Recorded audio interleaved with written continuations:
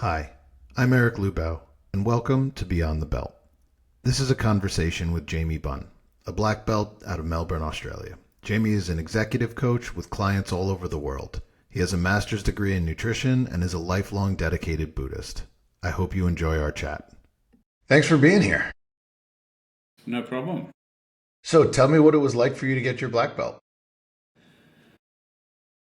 Yeah, well, I mean, I think for everybody, getting any belt is a really special moment. And for me, the black was probably the second best.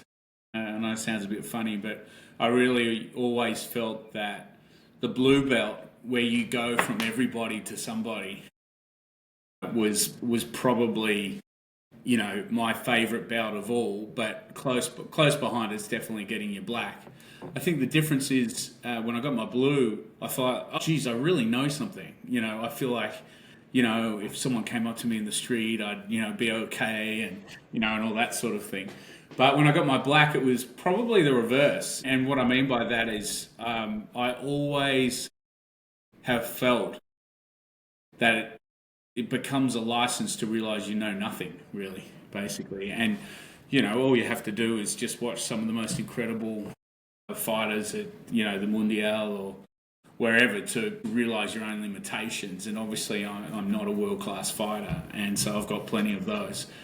And yet, so it's that extensive humbling that you experience when you get it.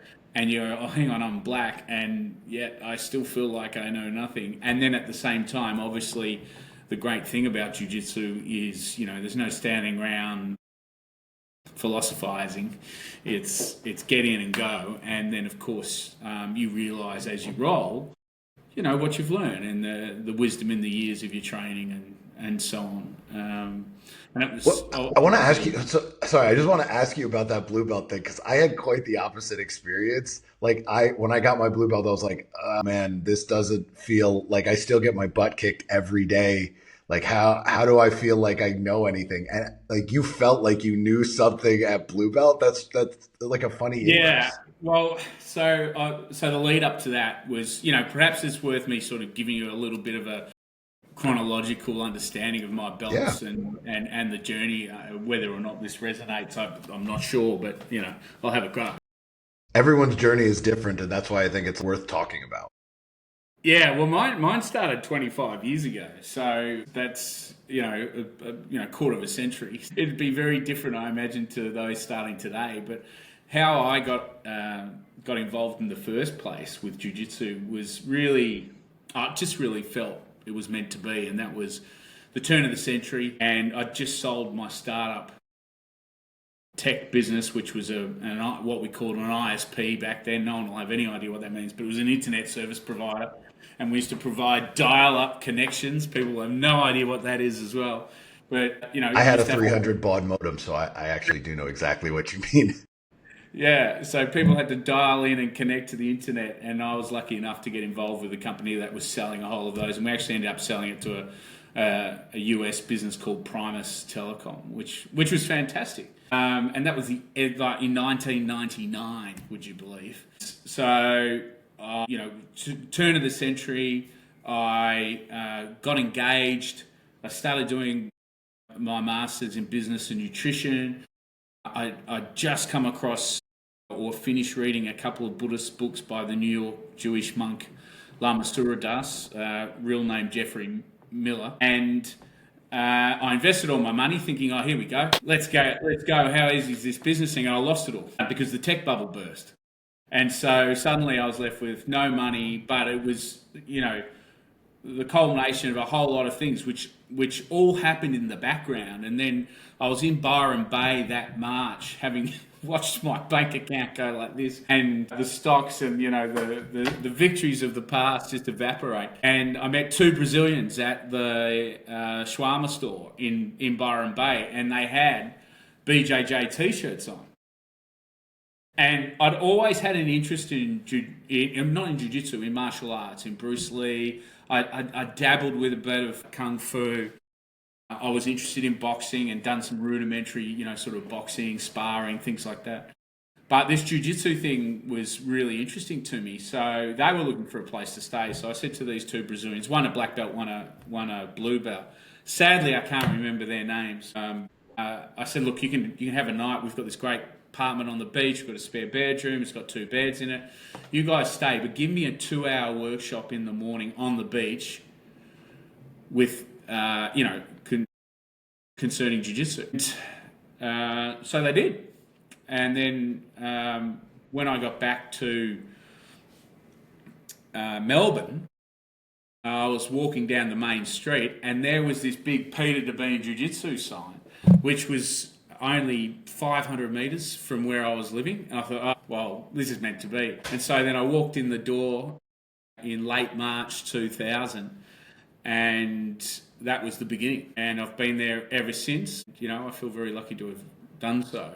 So I had my white belt and I had 3 months training. My first fight, I'll never forget my first fight. So I'd only been training for 3 months.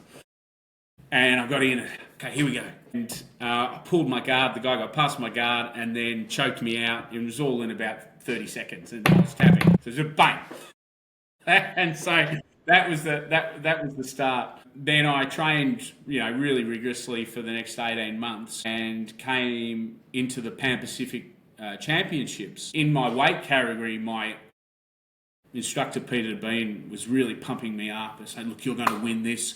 You're going to be fantastic, and this is your journey to be a blue belt." And so I, had the ignorance and ego to believe him. And I came in, and my first fight was against a former professional boxer who was as strong as anything. And, I always thought I was pretty strong and fit. Well, it was nothing compared to this guy. Anyway, we had a monster of a fight, but I lost it. And it was my first fight in my weight category. And I was like, so browbeaten, and that was that. And then suddenly I thought, the absolute weight category's open, so I'll go in that. And something just clicked. So, obviously this disappointment of not making it anywhere in my weight category, I was so fired up. And I had been training hard. So I went in and suddenly I started sweeping and doing a whole lot of things that I actually hadn't done, including triangle finishes.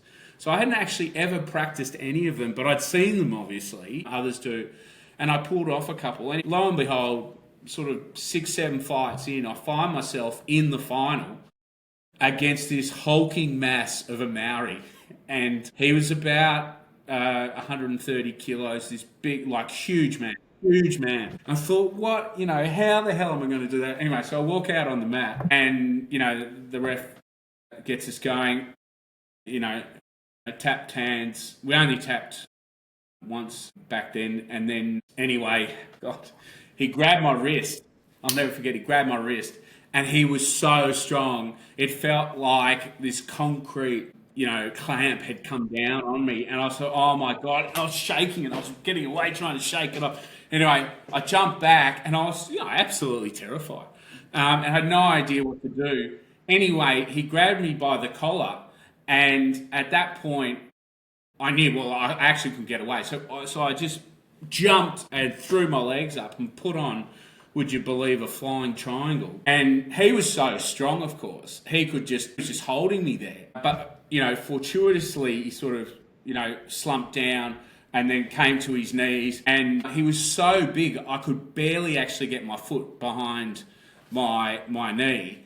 And even when I did, I could feel my calf muscle actually physically being crushed. And Gordinho was out from Brazil. Gordinho is he'd actually just won two belts. Won 2 gold medals at the Mundial in both 2 different weight categories, or a year apart. But he was, phenomenal. He's very good friends with Peter DeBean. And Gordinho's there on the sideline saying, "No, Jamie, it's impossible. It's impossible." And I thought, I can't let go because what do I do? There's nothing. This guy's just so big. So I just kept pulling anyway. I grabbed his head and I just cranked and cranked and cranked. And thankfully, because he himself was obviously only a white belt, he didn't have the confidence to, get the posture anyway. And so he tapped. And so, I ended up winning the gold medal, which seemed like everything. I remember crying in the corner and, all that sort of thing. But the next week when I came to class, Pete gave me my blue belt. And I was like, yeah, I earned this. I earned this, what I'm doing. So that was the blue. And then That makes a lot more sense why the blue belt meant so much more and yeah, why you felt like somebody. Yeah, yeah. I get the difference there. And then purple. Purple was good. It was just a matter of process.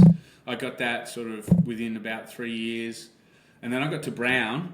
Brown was I was on brown for 7 years, and that was punctuated by a bit of challenges, really. So I got my brown in sort of 2008 and early 2008, and then late that year, my daughter got diagnosed with a brain tumor, which I can go into that story later if you like. But that You can tell it now if you want. It's clearly an important part of your journey. So yeah, yeah, let's. well, I mean, it's interesting because the belts have become obviously signposts of different periods in and of themselves, not only of jiu-jitsu, but of my life over the last 25 years. And, I'm 50 years old, so that's half my life. And, half my life, but pretty much my whole adult life. And so jiu-jitsu, yeah, definitely punctuates it. And the belts, they capture moments of it. Well, 2008. So maybe we should give a bit of a trigger warning here to anyone who's lost a family member or, suffered, the unexpected loss of someone they loved.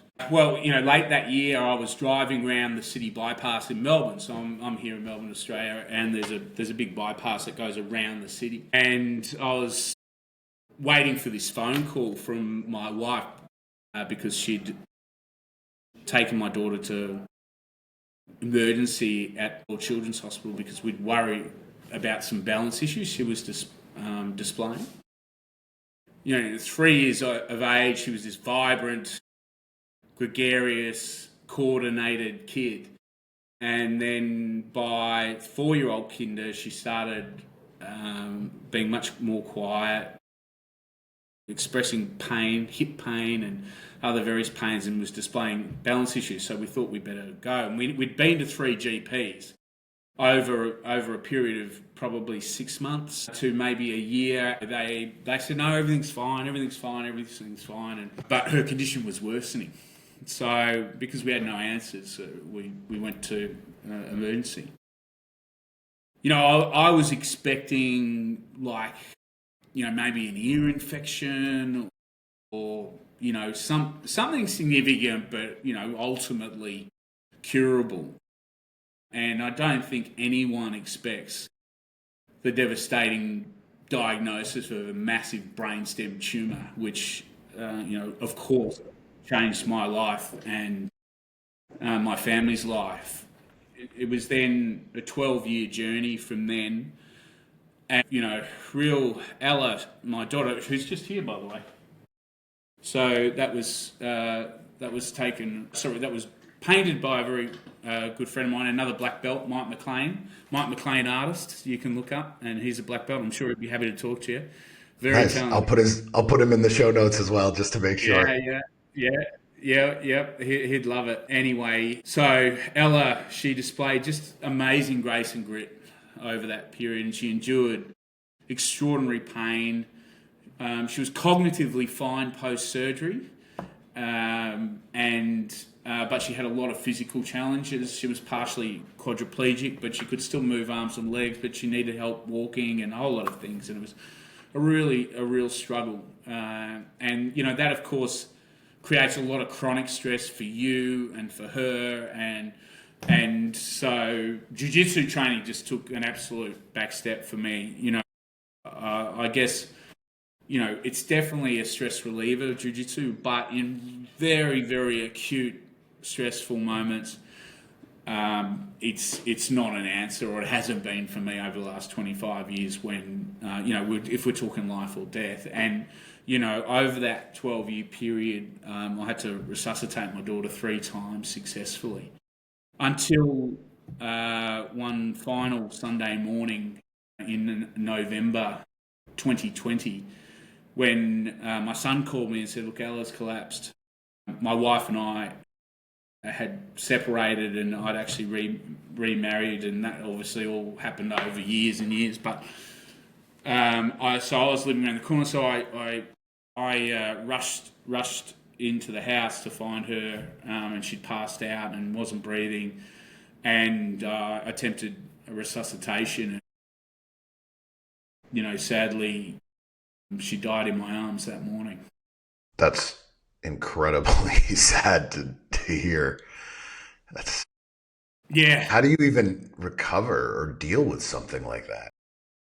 Well, I mean, one thing I've learned over, I'd learned before that, because you experience deep and profound grief when your daughter gets diagnosed, because you not only grieve the momentous illness that you now face, but you also grieve the life that you once had. So there's 2 griefs that you experience, and then obviously you then experience trauma in resuscitating your own daughter, and there was plenty of post-traumatic stress that I had and had to learn to deal with, and I certainly didn't know how to deal with it. And I turned to alcohol and a whole lot of things that just didn't work out. Obviously, my first marriage broke down, and there's a whole lot of things that occurred. I was very lucky to find my second wife, who I'd known since not since, but when I was 17, and she'd gone and been married for a decade, and then and as had I, and then we sort of met and came together, and she's been a bit of a saviour for me, thankfully. But as a father, when your child dies, you never stop feeling that sense of failure, because even if it's not your fault, the one job a father has is to make sure his children outlive him. Like, that's just nature, Yeah. right? And so you're faced with that, and you are absolutely defined by your grief. So whatever your biggest trauma is, whatever your biggest crisis is that you've faced, is fundamentally defining. And so, and it has been for me and continues to be. And it's, grief is an interesting beast. It never goes away. It ebbs and flows in terms of how present it becomes. But those people who, sort of talk about moving on or getting over it, or any other ones of those terms, coming to terms with it, or whatever it is, you never come to terms with it. You learn to integrate the sheer devastating nature of it and allow it to bubble up in healthy ways, hopefully, or sometimes unhealthy ways. If you're not constantly vigilant. But so that interrupted my jiu-jitsu journey, and very much obviously meant that I was not stagnating at Brown, but I was not training like I had been, and so it just elongated the journey, and elongated it in the way it needed, because no black belt should be given easily. But what it did mean was it took me 15 years to get my black belt, which is probably 50% longer than most people. I think if you stick at jiu-jitsu for about 10 years, you get a black belt. You train three or 4 times a week. You put in the hours on the mat. You have a good instructor. You listen. You learn. You'll get there. And then but obviously since again, it's interesting. So it's been 9 years as a black belt. That was obviously interrupted by my daughter's death, but also I got diagnosed with epilepsy and subsequent medication and life challenges and all those sort of things. And it's yeah, it's really interesting how the belts intertwine themselves with your living and your life. And Given that you had such that intense experience at brown belt with your daughter and like grief, I mean, I want to ask you like what that black belt felt like as a transition point. But before that, like, how did you bring yourself back onto the mat after that kind of thing? Like, how did you like reconcile like this deep grief that I can't even well, imagine you yeah, felt with so like just making I probably yourself get back into the day to day? yeah, well, I probably haven't articulated the timeline that clearly, but my daughter was diagnosed whilst I was brown, and she died 5 years after I got my black.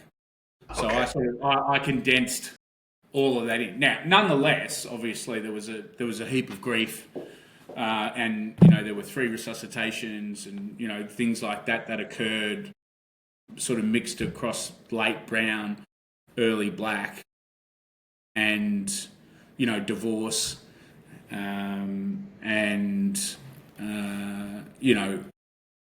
the absence of work. Like I couldn't work for a while. And unfortunately, we had savings, but there was a lot of things that were impacted.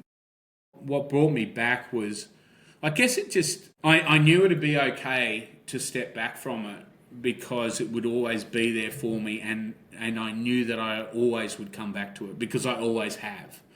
So, I've seen over the last 25 years plenty of guys who come and go, plenty of guys who take a number of years break, and come back, and plenty of those who never return. But for me, the belt was entwined with my DNA. So, and I think Jiu-Jitsu is, it's become very much a part of not only my personal life, but also my professional life with regard to my work and, who I am. Maybe it's a bit unhealthy for a hobby or an interest to be so life defining, but, I think that in the end we are defined more by what we do than what we say. I agree with that. But also, I don't know that I think about this a lot as somebody who also does a lot of jujitsu, thinks about it a lot, but doesn't really let it define me. I think that the value that a lot of us who do anything for a long time bring is the ability to say, hey, I do more than one thing. I do jujitsu, I have experience in this other thing in life. With you, it's also Buddhism. It's like how we bring these things together is one of the ways that we become better people. And so I don't think it's a bad thing unless it's the only thing that defines your life. Like to me, it's kind of healthy in the best of terms. Yeah, well, I mean, I think obviously we go back to the traditions of martial arts. They were both incredibly defining for those who were martial artists. Whether you were samurai or harking back to the Jiu-Jitsu origins in Japan, or the Buddhist monks who were doing Jiu-Jitsu and Zen Buddhism. So it was entwined with spirituality, a way of life. You could use it and be a soldier. You could use it and be a spiritual guide or monk, and so there's great diversity in its application. For me, though, it's definitely been defining. Not necessarily because I walk down the street and people go, "Oh, there's a jiu-jitsu guy," or it's, "Hi, I'm Jamie Bunn. I do jiu-jitsu." But because, as I said before, it just feels like it's part of the fabric of my DNA, and it's integrated into everything. It's integrated into my grief. It's integrated into my work. It's integrated into how I view life, and to even an extent how you manage relationships. What role does it play in your grief? I like obviously every person has experienced loss, but I've not experienced anything to the extent that you're talking about. So how does that play into your grief? Yeah, well, I mean, I guess the first way it plays into your grief is that it's always there. So for me, jiu-jitsu is always there and grief is always there. So now you've got a constants that, and there are a number of constants in your life. My baldness is always here as well, and and Same. yeah, along with a high percentage of jiu-jitsu practitioners. And so that constancy in and of itself makes it similar, right? There aren't that many things, and then secondly, it also dials up when the grief dials down, and dials back when the grief dials up. So it has an inverse or symbiotic relationship with the grief, And what I mean by that is, like, when I'm intensely grieving and crying and remembering my daughter and the contribution and the struggles and all of that, I don't feel like doing jiu-jitsu. That's not the moment. But I know when that all dials back, and maybe I take a day or two off. Maybe I'll go to the gym first, and then In fact, I've just been through that period. It was the anniversary of my daughter's death last Friday, and leading up to it, I just sort of, I've learned I just take the week off from jiu-jitsu. I just do sort of July gym work, and I ended up getting a little bit sick, so I had the day off before, and then ended up going to lunch with my parents and my wife. And then this week I've just sort of I haven't been back to jiu-jitsu, but I've been back in the gym and just ramping up, and then tomorrow will be my first day again. So there's an example of how it's coupled with my grief in many ways, although obviously very different. But as I said before, I think we are defined by what we do more than what we say. And, to that end, doing jiu-jitsu is a physical expression of the self in many ways. And, when you roll with guys, you get to know, what they're like, right? You get to know, how mentally tough they are, how angry they are, how violent, if there's any underlying violent tendencies. You get to stare people down without actually asking them one thing about their life. That's literally my favorite part about jujitsu is rolling with somebody new and finding out who they are without ever having to say a word. Like, you get that little fist bump, Yeah. and then you see how if you're wearing a gi, you see how they grab your sleeves immediately if you give them a little bit, or you put a little pressure, they put a little pressure on you, and you're all of a sudden like, oh, okay. I now know how you're going to react to somebody you don't know. Yeah. Kind of. That's literally my probably one of my favorite things about jiu-jitsu. Yeah, well, it's amazing insight. It lends that it offers a lens that you would perhaps struggle to get in just a passing conversation. Yeah. You didn't actually, I still want to get what that moment was for you when you got your black belt. Like, what did that feel like given everything going on in your life, before and soon to be after? Like, what did that feel to receive it for you? Yeah, well, because I'd had a prolonged sort of brown belt period, but it was elongated and punctuated weirdly, and I was obviously, in a new stage of life with the grief and everything. It was a wonderful moment. I mean, there's no question, because that, blue, you go from everybody to somebody, but when you get a black belt, no matter what popular Instagram jiu-jitsu people are saying these days, a black belt's really worth something, and it's because it takes so long, and because of the integrity behind it, and the industry's done a great job of weeding out, fake black belts, thanks to social media and the ability to film people has sort of evolved as jiu-jitsu has grown. So I would imagine the number of fake black belts out there is very small, and I think I don't know what the numbers are, but in Australia, maybe there's 1,000 of us. I don't know, but there's not that many, right? And so you feel great, and now as a third Dan black belt in jiu-jitsu, you're even in rarer air, right? So I guess it's that sense of humbleness, because you realise how little you know in the total scope of things, but it's also weirdly coupled with a fair dollop of significance and pride and weight that, you know, is handed to you. It's probably the heaviest belt you ever get, right? One of the things we talked about before the recording was that you're heavily into Buddhism. How does that play into the way you look at the belts and jujitsu, and like how does that factor into your life? Yeah, well, I mean, I started reading Lama Suradasa's book basically the year he started publishing, which was around 1997, and I started reading maybe 99 or something like that. And I read three of his books: Awakening the Buddha Within, Awakening to the Sacred, and something else. Awakening the Buddha's Heart.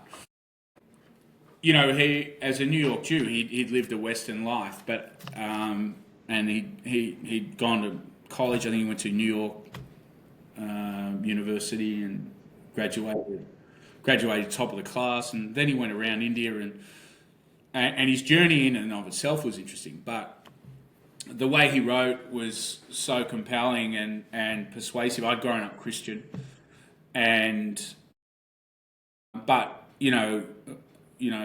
religious curious, and philosophy curious. Probably unsatisfied. Well, definitely unsatisfied, I think, with the more traditional or Western approach. And in reading those three books, and then continuing my reading, and then starting to meditate and understand the frameworks that Buddhism put up for you. So there's the Four Noble Truths, and then there's the Eightfold Path, and there's the Five Precepts, and the Three Gems, and there's all these frameworks that are so practical and inclusive, yet offer such clarity on how to live, like how to go about it, and very limited sort of fear-based. If you don't do this, you won't, get into heaven, or, God will be angry.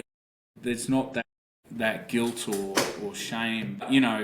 Buddhism's more about smart versus dumb, rather than good versus evil. So if you live this way, it's really smart, because you're going to feel good about yourself. You're going to help others.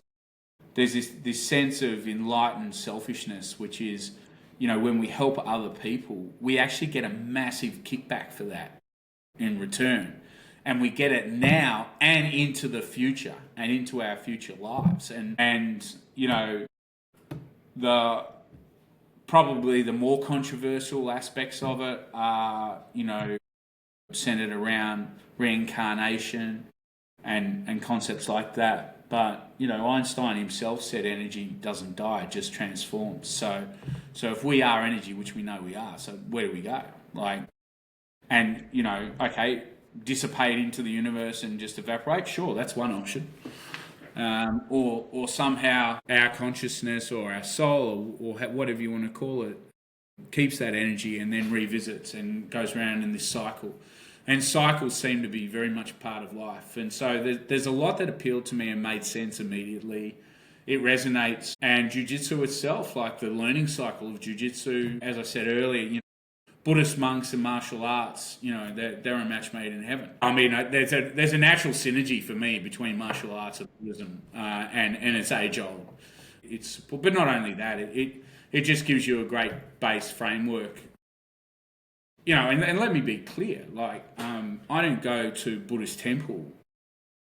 I have done, and I've gone and seen Buddhist monks over the years, and definitely found that really rewarding. But the main way I practice or live Buddhism is just every single day. So, when I wake up, I have a whole practice that I go through, which, is probably more been popularized by guys like Wim Hof and Huberman and his morning protocols. And well, really, all those guys, they're just stealing it from my experience, what Buddhist monks have been doing for thousands and thousands of years, right? So you get up, I've got a breath routine, I set my intention, I do the cold shower. I mean, in Japan, there are Buddhist monks who have initiation by standing under a cold waterfall, and that's 3,000 years old right there. Right? There's not really anything new, but they're definitely being popularized now.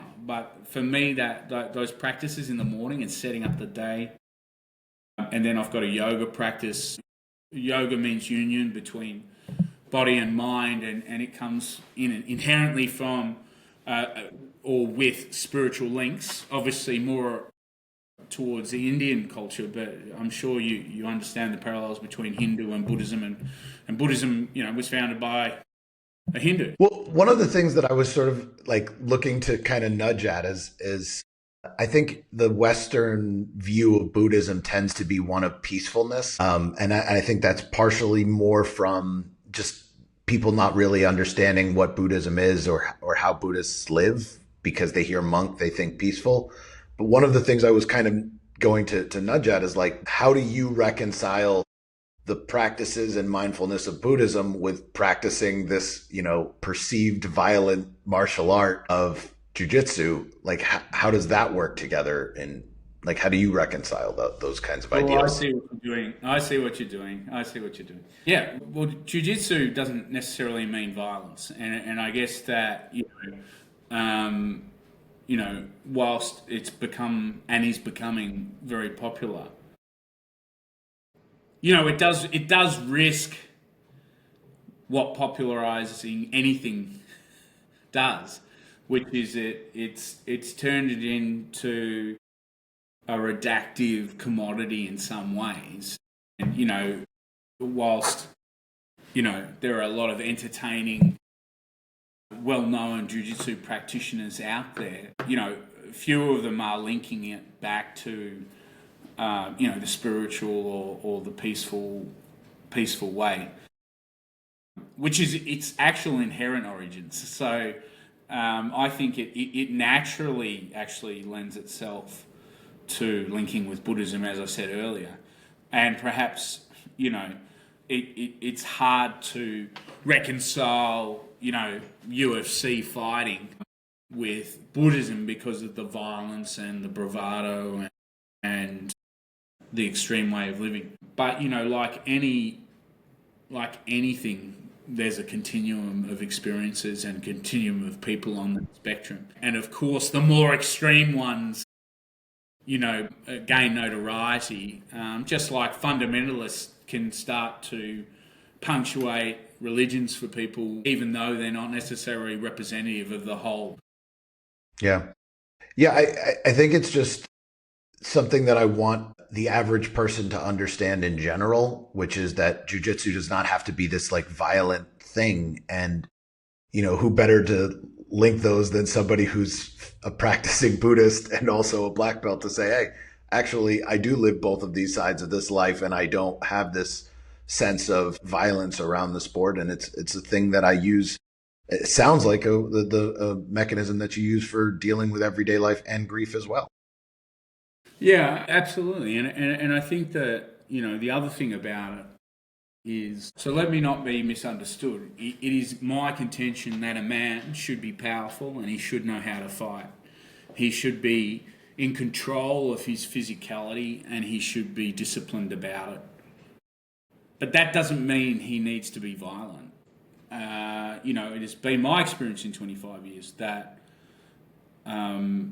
your desire to fight is almost eliminated with the practice of jiu-jitsu, not because jiu-jitsu is fighting, but because it engages your basal energies, your testosterone and cortisol and dopamine hits and muscles, and engages your physical weaponry in a really constructive way, so that you're not those poor, pathetic guys who go to the pub frustrated, they don't have that outlet, they're a bit angry, or they're not processing their grief, or whatever it is, have a few beers, and then they sprawl out in the street and start getting into this ugly mess of a fight. In 25 years, that's never happened to me. And and to most of the people I know. In fact, a great story. I was out one night with a couple of friends. Mike was one of them. Another guy was Travis, and if not my best friend, he studied jiu-jitsu for only about 2 years.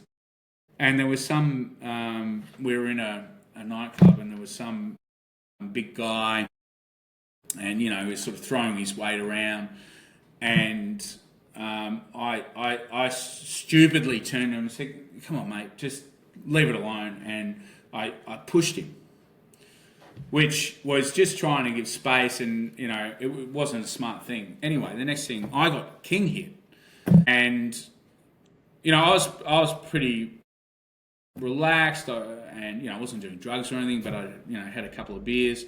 Anyway, so I just went like this, and then by the time I got my head back to here, Travis was on this guy's back, who was this ginormous guy, and he choked him out and lying on the floor, and the bouncers came and got him. And it was a bizarre moment, really, and also the head bouncer was a guy from Jiujitsu, and I said that was amazing because he didn't hit him, obviously. So, the thing of it is, in these situations, obviously, punches start flying and people get blunted.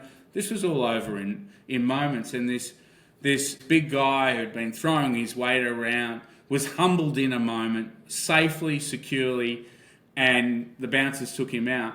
And that was the closest I ever got, and nothing ever since. And Travis, he'd been doing jiu-jitsu for about 18 months, and that was it. And he'd stopped years earlier. That was all just instinct. And so, I think that's a good indication of why it's good to know self-defense or a martial art and being in control of your physicality. Because the reality is, what happened then was the least violent way that big oaf, who was clearly happy to throw punches and get going, was escorted. And, young men, so that was probably 15 years ago or something like that for me, maybe longer, maybe 20. And, that was the closest I've ever come. And most of the guys I know and who I train with, they don't get in fights. They don't need. What's the point of fighting some random guy who you don't know, and you don't know what they know, they don't know what you know?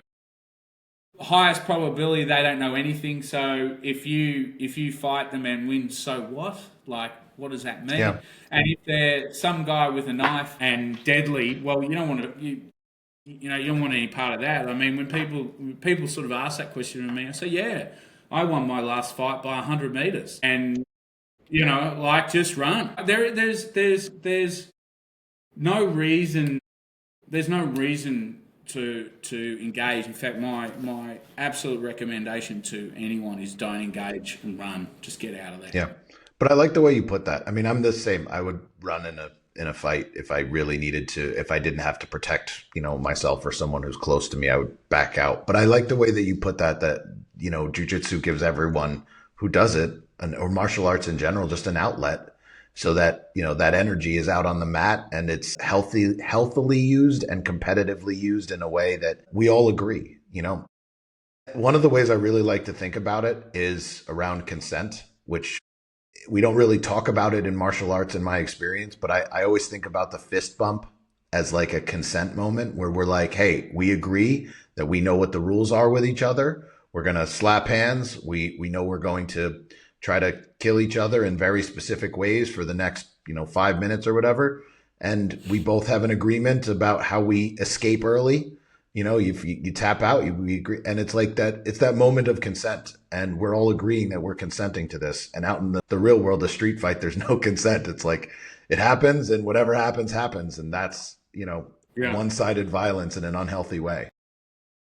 Yeah. Yeah. Well, I mean, we have consent in the physical tap, and we even have our safe word, Yeah.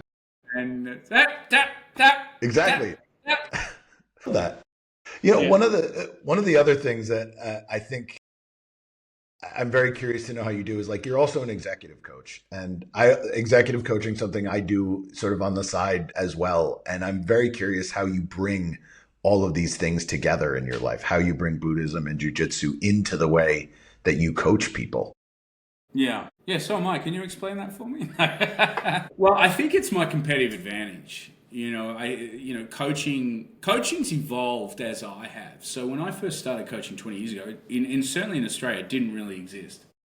I had a couple of really just fortuitous conversations with the heads of learning and development or HR at BMW Australia and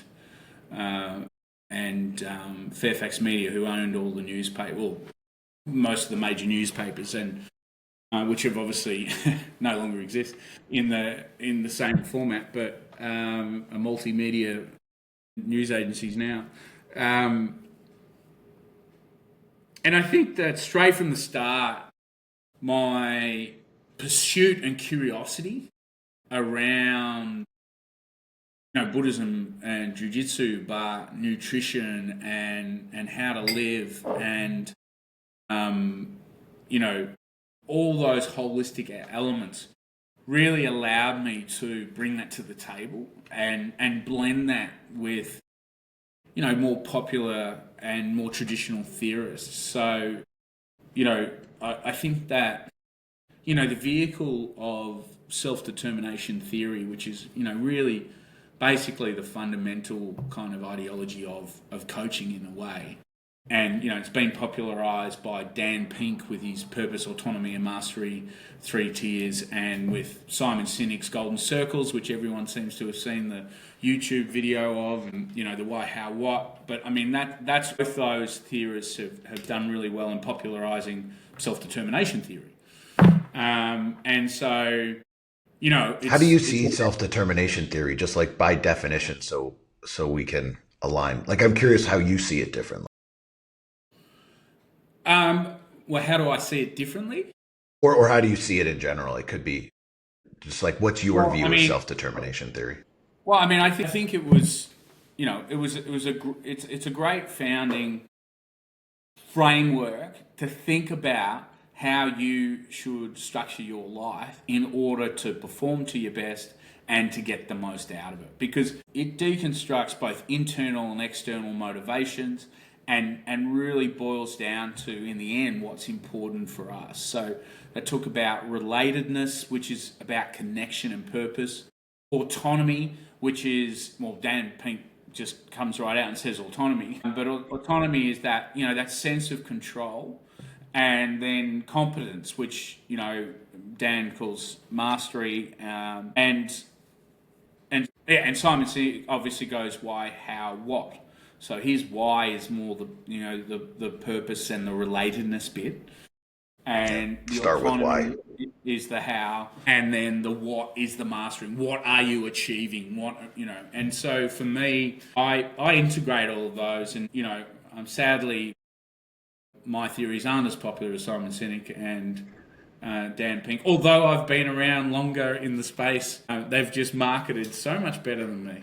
And, obviously highly skilled communicators. But I talk about vision, mission, and mastery path. So vision is where are you going? What's your purpose? The connectedness with others, all that sort of thing. And then your mission is very much your values in action. So I talked about you are what you do. Strength profiling, which has been popularised by positive psychology, and a lot of people have done their strength tests and things like that. The subtext of that is your strengths are what you value because they are reflective of what you do. So the VIA strength stands for values in action. And so for me, your mission needs to be capturing your values in action, and you live those every day. And that gives you that sense of control because it's your strengths, right?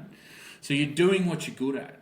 And then obviously mastery, that's about setting goals, targets, objectives that are signposts that tell you are progressing and that you are learning and you are evolving, that you have a sense of competence, just like the belt system in Jiu-Jitsu gives you that sense of mastery and competence. And so you see it intentionally or unintentionally reflected in so many different aspects of life. But So for me, self-determination theory is really key, and you bring that in, but it obviously lends itself to then talking about, for me, I talk about the four pillars of performance: eat, sleep, exercise, and escape.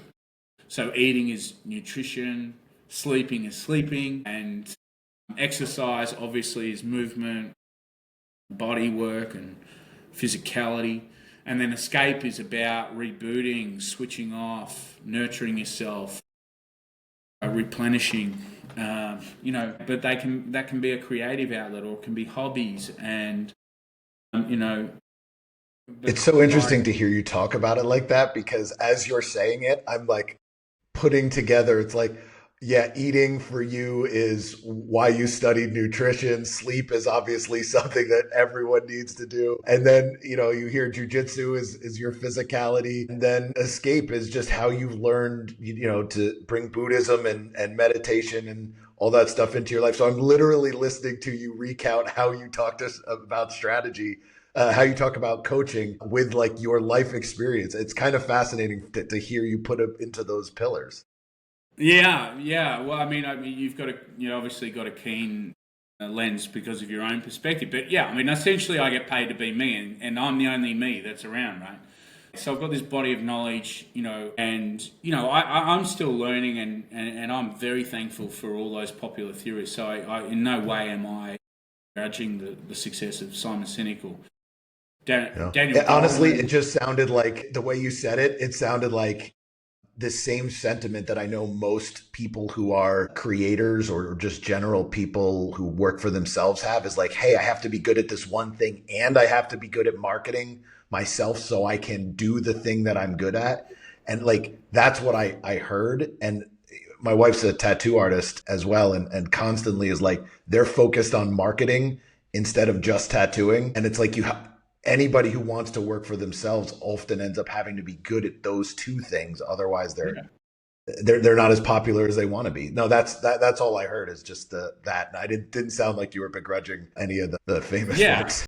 I mean, and I think, being based in little old Melbourne, which is, very conservative, small market, great place to bring up kids, though, that's the struggle's a little harder, although, I've overcome it to a large degree because I've got clients in the US and London and so on. But I think, doing doing coaching in the US, you obviously have a much bigger platform and scope for success. And if you are half decent at it, I think you can really excel to a large degree. But I guess it's taking those serious and then coupling them with the Peter Attia and Huberman and Wim Hof and these other health and well-being theorists and neuroscientists. And I love the fact that there's this deep pool now and readily available across it. And I act almost like as a lens or interpreting tool for my clients around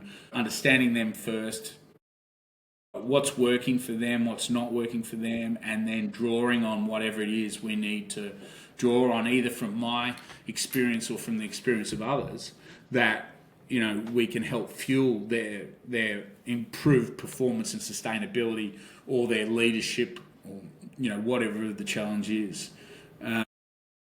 And my I like to think of leadership on three levels. There's self leadership, and then there's leadership of others, and then there's leadership of the whole organisation or ecosystem. And so those three tiers offer different challenges and different insights, and there's nice little APIs that connect the two of them, like a leadership model connects you with your team, and a strategy connects your team with the organisation.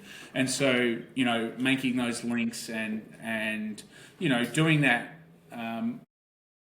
across the spectrum, I guess, of businesses. So, I work with startups, scale-ups, and enterprise level businesses, and the challenges are often the same, but also very different. As in our previous discussions, you've had that kind of exposure as well. Yeah. But they all offer vehicles for me to filter in my competitive advantage. So how do you bring jujitsu into that kind of world, like what are the, I guess more specifically, what are the tenets of jujitsu or your experience of it that you bring into coaching? So yeah, it's a good question. I mean, I guess for me, there's five things that I've learned in life really, and a man or a person needs a crisis to survive, and that becomes defining. And if it's unfortunately grief, then it's grief. But there are many crises that we face in life, but you need to know that you can survive when you survive it. A passion to master, and so for me that's been jiu-jitsu. A system of beliefs to believe in, so for me that was Buddhism. A person to challenge you, well, I have a few, but certainly my wife challenges me in a really positive way, and I think, and that's what I mean that constructive challenge. And then a great fear to conquer. And if you have those five things, then, and working out what they are in your life and where they come from and fostering them, then I reckon, are they the keys to happiness? I don't know. It sounds a bit trite. I'm not sure. But, maybe, your version of success, or maybe it's just, maybe surviving's thriving. So, maybe it's all one and the same. But for me, those five things, you need to find them and connect with them deeply. And so for me, jiu-jitsu is that. Now, I'm not here. That's really well articulated. I really like that way of like framing like life patterns. That's very interesting. Cool. Thank you. Yeah, I mean, I don't prescribe jiu-jitsu as an antidote for anything, but for me, it's definitely been and continues to be a passion to master, because a passion is anything that's enduring, and we know in high performance that there are some really key emotions for high performance, and that's essentially the intersection of passion, curiosity, and purpose. So when you can find things that link back to those things, or bring them together. Like, I don't like going to the gym. I'm not passionate about going to the gym. But going to the gym has a deep purpose because it allows me to invest in my passion, which is jiu-jitsu. And nutrition, well, yeah, I'm kind of passionate about nutrition, but in sort of a weird way. I'm more really curious about it. And I'm willing to experiment and chase ideas, not necessarily in the sense of mastery, but in the pursuit of better understanding, I think. Well, I do actually want to talk to you about nutrition, because I feel like that's one of those things where you've studied it, you've got a degree in it, and there's so much bullshit out there. And it's like, how do you, as somebody who has experience and has expertise here, navigate all of that bullshit? And how would you expect anyone else to navigate all that bullshit who doesn't have the Yeah, well, I mean, credentials that you have? it's a great question, and at first we've got to absolutely acknowledge that it is as confusing as fuck, right? Yeah, that's what I mean. So take it from someone who has studied it, who is qualified, who continues to study for 25 years. It is as confusing as hell. We have to acknowledge that, and anyone who doesn't acknowledge that, be very wary. Okay. Secondly, what I've learned is, more and more our DNA, our individuality needs to inform a lot of our nutrition principles. And so when people start talking about having a particular, I've got this diet that works for everybody, there's nothing that works for everybody. We know just from research there are particular DNA conditions which are incredibly unfortunate, that when if someone eats a piece of bread, it's the equivalent of you eating a loaf of bread. And there are metabolic issues, and there was so much complexity there. Now, having said all of that, it is about individual preferences and understanding, but there are obviously some core principles. And I think that, sticking to using your individual lens along with the core principles and finding your own way is incredibly important. And, unfortunately, your own way changes because as you age, your needs change nutritionally. As you do more exercise, as you get more stress, as you do various different things. And so it's a matter of keeping your finger on your nutritional pulse and testing. How do you do that? Like, how do I know that when like a test has been successful or unsuccessful? Like, unsuccessful feels a little obvious. Like, oh, maybe I ate too much and I feel bloated or I feel nauseous. But like, how do I, as somebody who hasn't studied this, know what successful looks like and to do that again? Great question. There are some really obvious signs, and what you just said then are obvious, but you'll be surprised how many people just ignore it or don't tune into it. So without doubt, how you feel post-eating is a very good metric. Probably the more delicate areas are how do you go to the toilet? How easy is it? Like, if it's not easy, fast, and clean, there's a problem. And so it's, what goes in must come out. And you've got to understand what happens there. This isn't a black box. We do have a pretty good understanding of how digestion works, but it is about being aware of yourself. And so, these practices that I promote, such as meditation and awareness, that's not just philosophical awareness. That is, physical awareness. And how you're treating yourself and how you're treating your body. There is no easy answer. And, if you're not willing to do the work, and food becomes us. So whatever you choose to put in your mouth, just remember that it is going to become a part of you. Now, obviously temporarily, but it is going to be fuel for your brain. It's going to be fuel for your heart. So is that not worth reviewing and thinking about it? It makes sense. I'm just curious, like, how do you know? Over the years, I've sort of looked at, like, if I don't eat, some greens in a day, like, I'm going to feel terrible the next day. Like, I know that about myself, but it took a lot of years for me to correlate, hey, if I don't eat like broccoli or spinach or something green, but no one told me that. It was just like after, feeling crappy for a day or two and wonder, oh, I didn't have a salad yesterday or something. Like, I wish there was like a way, or somebody would just say, hey, here's a thing that you can look out for that's relatively close to the time you eat or how you're going to feel after you eat. You're like, okay, now I can double down on that or whatever. Well, like the old McKinsey thing, like double down on your strengths, double down on what works. Yeah. Yeah. Well, as I said, so after eating, how you feel, how bloated you feel, also how lethargic you feel, how energized you feel, how well do you sleep, how well do you exercise. These things are manifestations of the quality of the stuff you put in your mouth. And, there isn't an easy answer in there, but all of those things matter. And, of course there are other cofactors that can influence them. But guess what? Nutrition's one thing you can control.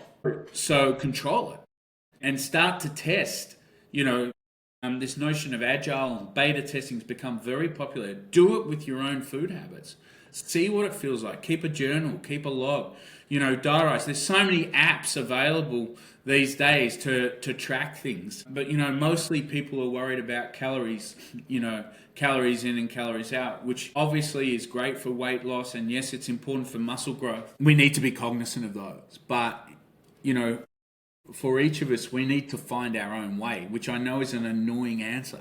But tuning into ourselves, looking at your skin quality, looking at your eye quality, looking at, if we talk about things that I recommend, get a blood test, get your full bloods done every 6 months to 12 months at the latest.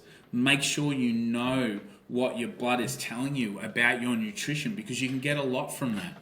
You can understand what supplements you might need to take. If you're not getting out in the sun, you might need vitamin D or whatever. But understanding that, looking at your iron levels to look at, okay, maybe I need some meats or other alternatives.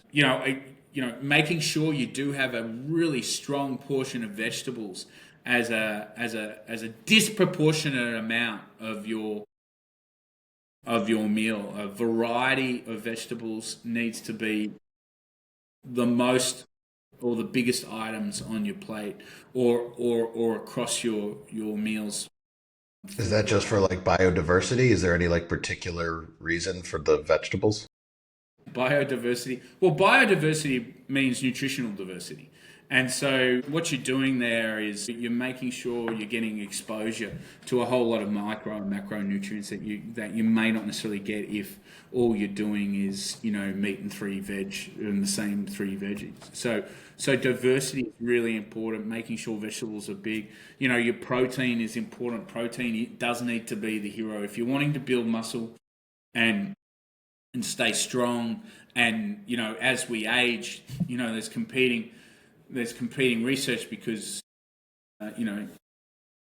vegetarians live the longest, but they actually live equally as long as pescatarians, so vegetable and fish consumers, and then red meat eaters tends to come back a bit. But there's a caveat to that. Living long is no good if you're shrunken into a muscleless mess that can't move. So muscle then becomes incredibly important. How do you get muscle? Well, you get muscle from protein and from exercise. And absolutely, vegetarianism is a really valid way to eat. It's just you've got to eat a lot, and you've got to eat frequently. You've got to be. So if we're talking about out of 10, where do you need to be? If 5 is someone who's sort of aware and getting through and eating quite well, vegetarianism, you need to be 10 out of 10. You need to be so onto it, which is possible. And people say, the gladiators, they were vegetarian, which they were. They've done bone analysis and they've discovered, yeah, but they were eating 9 meals a day and all they did was exercise and eat. Right. And so, if that's your life and you can make that happen, do it. That's fantastic. So, you can get muscle and do it.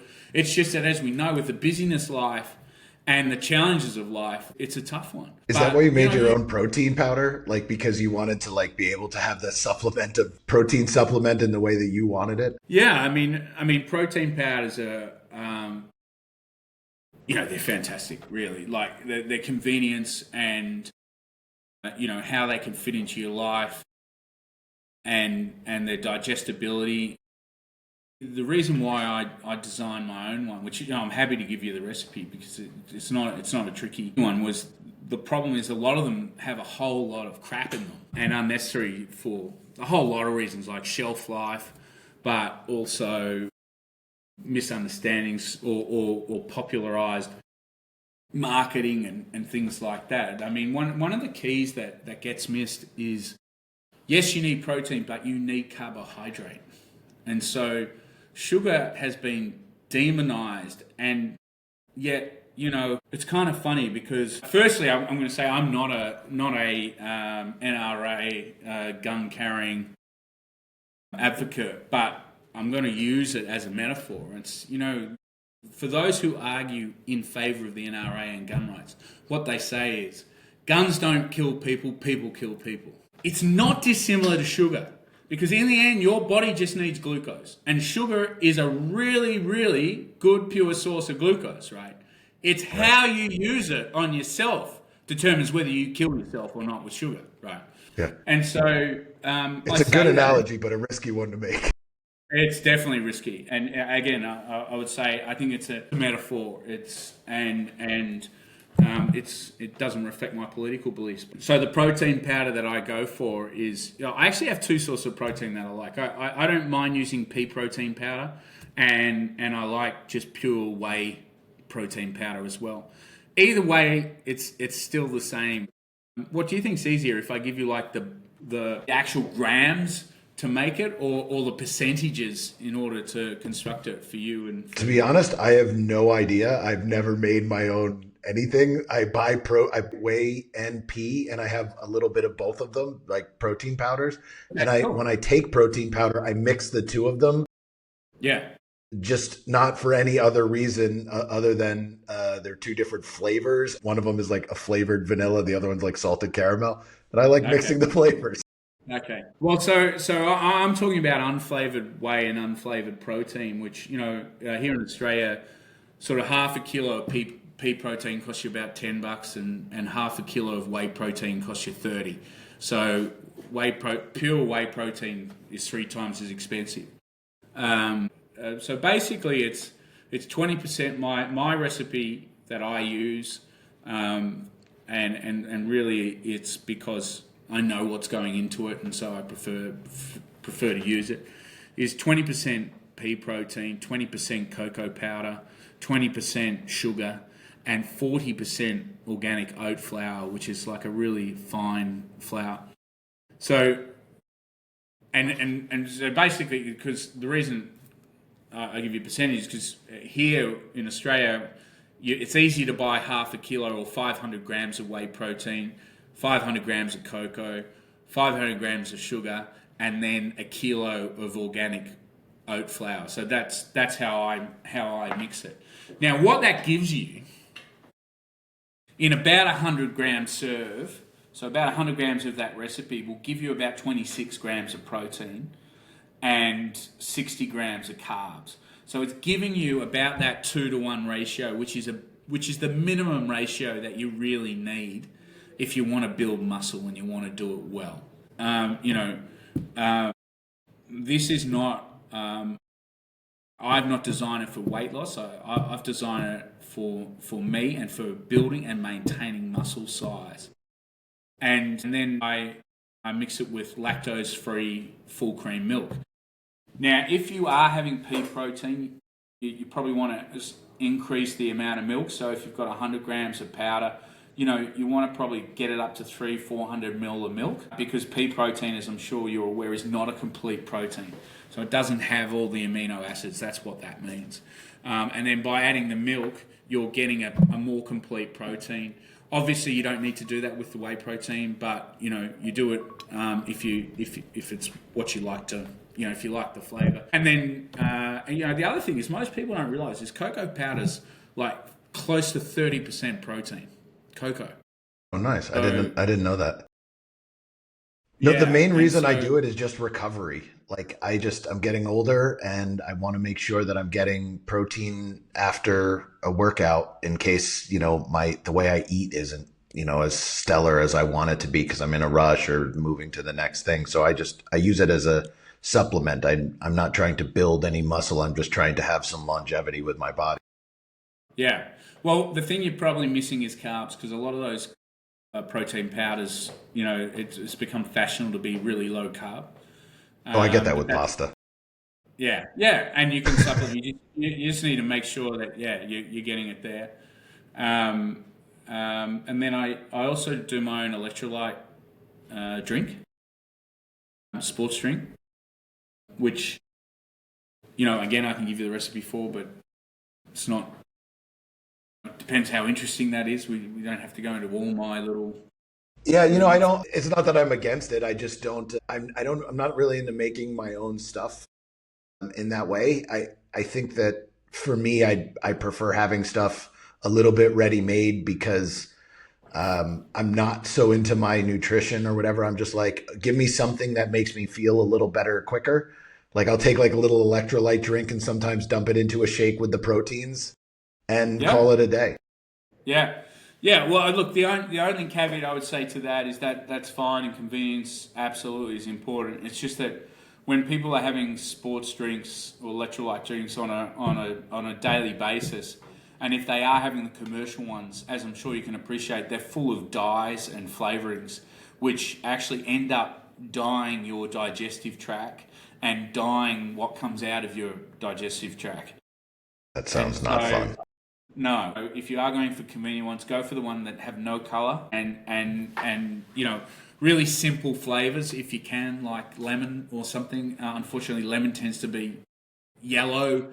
Orange they'll make with orange, but just be cognizant of the flavours and Yeah, I go for a for sure. flavorless one because I just dump it into another drink. Like I make sure like the flavor doesn't really matter. I think I might have actually just done the right thing out of dumb luck and laziness. Yeah. No, well, that's great. Well, I mean, most of the electrolyte drink is sugar. So most of it's sugar, and then a little bit salt and potassium and magnesium citrate generally. And so yeah, you're dumping salt and sugar, potassium and magnesium citrate. If that's all you're doing, that's fine. Yeah, that's pretty much what I'm Um, doing. I do a morning wake up pre workout drink with which is coffee based. I don't know if that's interesting to you. I've never Do done you a drink? pre-workout anything. I don't drink caffeine. You don't drink I don't caffeine? drink. I haven't had caffeine intentionally in quite a number of years. Yeah. I, without getting too deep into it, former military, and when I was in combat, I used to drink like Red Bull and coffee to stay awake during combat missions. And when I came back, I started getting like sense recall from caffeine, and I basically like cold turkey, no caffeine, almost 20 years ago. And I might have the occasional sip of coffee or a chai non decaf or something, but Yeah. otherwise, I try to stay away from caffeine, and I've just always been a functioning human without caffeine. And when I have it, my hands start to shake, and it feels very uncomfortable. So I try to avoid it at all costs for me personally. Yeah, yeah. Well, if you're ever forced into having it, make sure you have it with sugar because the thing about caffeine is we all have, again, going back to that DNA and specific personalized nutrition, is that, there's obviously what we know from DNA research currently is certain people are more sensitive to caffeine. Now, so you can do one of two things. You can avoid it.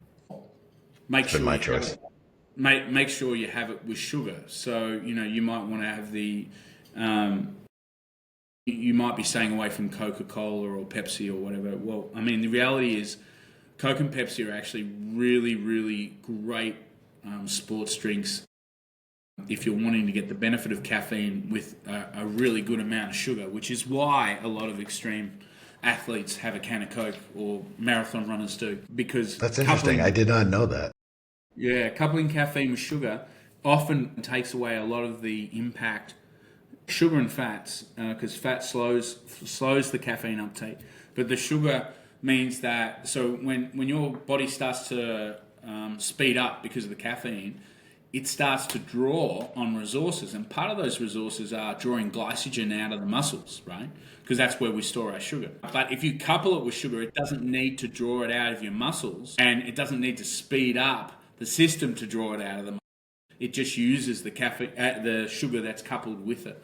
So a lot of people find including sugar. So like with my coffee in the morning, I have 3 espresso shots, but I have 5 sugars and whey protein, collagen, and an amino acid called L-theanine, which you may have heard of. And there's a whole lot of research around that. But basically, when it's coupled with caffeine, it helps not only moderate the impact of the caffeine and anxiety and the mood altering aspects, but it sharpens your focus. And then I have some butter and organic coconut oil, which became really popular again about 25 years ago. The butter and the coconut oil through Bulletproof Coffee. Can you remember that? That was a thing for a while. I do remember that. Yeah, yeah. And so I learned about adding that, and that essentially just slows down the caffeine absorption. But obviously the inclusion of whey protein and things like that with it mean that basically you get a protein drink, which is good because when you wake up, it's great that you fasted, obviously, and I know intermittent fasting is really popular, and I do it for extended periods as well. But the main thing you need to replenish when you wake is your amino acids because they're the things that have dropped, and so having a good source of that is really important. Yeah. Anyway, sorry. So As you can no, tell, I can get carried no, away that's with. look. I like talking to passionate people, and like that's kind of the reason that I'm doing this. So like to have you dive into being something that you're passionate about and going deeper into that is exactly why I wanted to talk to you about this. But like more generally, is there any piece of advice that you kind of wish everyone knew? Like anything you kind of wanted to just put out there? Could be about nutrition, could be about life, jujitsu, whatever it is? I mean, I guess I feel like I've said it, and the fact that it resonated with you earlier as well. I probably just want to underline that, like, those five criteria or keys for success. Like, just really, just remember, if you can keep those at top of mind, and so that's a crisis to survive, a passion to master, a system of beliefs to believe in, a person to challenge you, and a great fear to conquer. And if you can work out what they are, and I reckon they get you a long way to being happy, to achieving, to not, living in neutral, which, if I'm being fully transparent, part of my fear has always just been the fear of being mediocre, and just blah. That is a fear. And, it's obviously easy to fall into these days, thinking of yourself that way when you go and do a comparative analysis with, I was doing it earlier with Simon Sinek and Dan Pink and, these guys who are these world figures now. And, there's little old me. It resonated with me. It resonated with me because as you said it, I was like, that is actually how I live my life. I just never really articulated it or heard it be articulated in that way. And as you said it, I was like, I really like this. This is how I think about it. And the only one that I didn't quite have was that great fear. Like I don't think I'd clearly articulated it, but Sounds then like it's caffeine. no, but I know exactly what it is actually. When you said it the second time, I was like, oh, I don't want to live a life with regret. Like, I don't want to ever be like, oh, I wish I had, I want to just do stuff that I want to do to try to avoid regret. And so it's like that running away from it. And as you said the 5 things, I was like, yes, I like the way you said it because this is how I can articulate my life. And it was just very, very beautifully put. Yeah, I mean, I think that they're all important. The one that I feel perhaps is at most danger of not occurring is the person to challenge you. And I'll elaborate just a little bit because I think in this day and age, we know that we form our own little internet bubble and our own news bubble and our own confirmation bias environment. In other words, whatever we believe, we look around and we're getting all this information back, reinforcing what we believe and how we see the world is right and good, and they're wrong and they're evil. And we've obviously seen that manifest on a grand scale in the US with the way politics has devolved into Unfortunately. evil. So it's all about the differences rather than the similarities. And to the point where news sources are now demonized as, or labeled fake news. And but come and believe our news. Our news is the right news and, alternative facts and all that sort of thing. So having someone in your life who challenges you and on a really, in a constructive way, not in a, destructive or undermining way. Because, there's obviously plenty of people who can be undermining and challenging.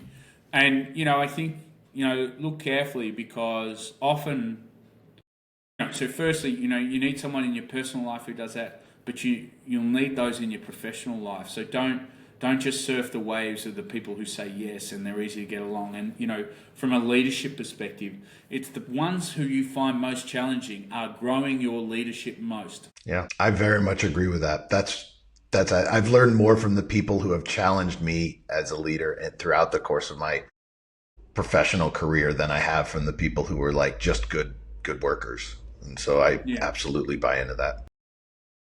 So what are you excited for about the future? Wow, that's a big question. Well, I'm excited by what's going to change and what's going to stay the same. So what I mean by that is, those constancies in my life I'm really happy with. Obviously my wife and family and kids and watching them grow and evolve and so change, but having them there. And Jiujitsu and my growing understanding of performance and leadership and life. That's all really wonderful. And I feel like I feel like economically, post-COVID, there's obviously been a real struggle for a lot of people. And, 2025, I think about halfway through, will represent a bit of a watershed moment. And I've noticed a growth again in my business after the lull of the impact of COVID on people spending money on themselves and learning and development. And I think we as a nation and a world have come out of COVID. It's been a collective grief, and so and it's been a crisis to survive. So if we apply those things that I was talking you, those 5 facets earlier, as a planet, we've had to survive COVID, and there are plenty of other challenges that other populations are facing. But for me, here in Melbourne, in my universe, it's an economic and social crisis that we have survived and that we're coming out of, and that there will be a new chapter ahead of us. And so that for me is exciting, and that's a bit narcissistic or egocentric, because I'm talking about my world where I am. I'm not in the Ukraine or the Middle East or Yeah. where there are. But it's okay. We're allowed to be excited for our own lives. And I think that's a healthy view as well. I don't think it's that narcissistic. You have a good life. You're happy with your family and the way you live it. Like, it's perfectly natural. And I think healthy to be excited about the future for yourself and your family. So I wouldn't diminish that. Well, thank you. Yeah. Well, I think I'll probably just go through those 5 facets again. A crisis to survive, a passion to master. Well, I'm absolutely always pumped about what's next for my Jiujitsu chapter. I have a vision of being able to at least go to Japan for the Asian Championships and compete, because I do compete here in Australia, but I haven't managed to get overseas just because of life, really, and I haven't prioritised it. A system of beliefs to believe in. Buddhism for me is just this constant application of reality, and it just helps you deconstruct, but also, when you lose, it helps reframe, because, often Gordon Livingston, who wrote the book Too Old Soon, Too Smart Late. Do you know that book by Gordon I don't know the Livingston? book, but the title is fantastic. Yeah, and then he also wrote And Never Stop Dancing. Now, he's extraordinary for a number of reasons. He is a psychiatrist, but I relate to him particularly now, and I didn't so much when I first read his book 20 years ago. And the reason being is he lost 2 of his sons. Both his sons, I should say. And back then I couldn't relate, but obviously since the death of my daughter, I've related to it much. It's resonated unbelievably, his thinking and how he's gone about it. And it's wonderful. But he talks about the paradox of life. And that is, often we don't appreciate a moment which initially appears as a loss or a, failure, but invariably will turn around years later and have some really positive effect on us. And, he says that, for me, coming from a place of great credibility, because it's easy to say if you haven't lost a child, but he's lost 2. And, for me, Buddhism, when I hear him talk, most of what he talks about, without knowing about it, is the Buddhist framework, basically. But he does it in a Western psychiatric and psychology-based way, with no relationship or allusion to Buddhism, at least not directly. And so, that's that. So certainly the following of my beliefs and the evolution of those over the next year and 10 years is exciting for me. Obviously, a person to challenge you. Well, if you're not excited by your wife and what she offers and what's happening, then I think review where you are, because certainly my wife not only challenges me, she excites me, and in all the great ways. And so I look forward to the evolution of our relationship. And as our kids get older, and use us less and less, I'm really excited about that new chapter, which obviously happens between 50 and 60, right? Yep. Which is where I am now for the next decade. Great fear to conquer. Is there anything that you'd like to promote? I mean, your coaching, jamiebunn.coach. I'll put that in the show notes. Is there anything else that you'd like to promote? Well, I mean, I think, why we're here is for jiu-jitsu, really. I think if anyone's listening and this, affects one person to go and start training and integrating a part of their life, then, you and I today have done our job in many ways. So, yeah, jiu-jitsu, it's not the only answer, but God damn, it's a good one. It is. It is. Cool. Thanks so much for your time today, Jamie. Not at all. It was a pleasure, Eric. I hope you enjoyed it, because I certainly did. Thank you for listening. If you have any questions about nutrition, would like to receive coaching from Jamie, or are curious how to integrate Buddhism into your life, please reach out to Jamie directly. If you find yourself in or near Melbourne, Australia, and want to roll, message Jamie to find out where he'll be training. You can find his contact information, website, and links to many of the things we discussed in the show notes. And as always, thank you for your time and attention.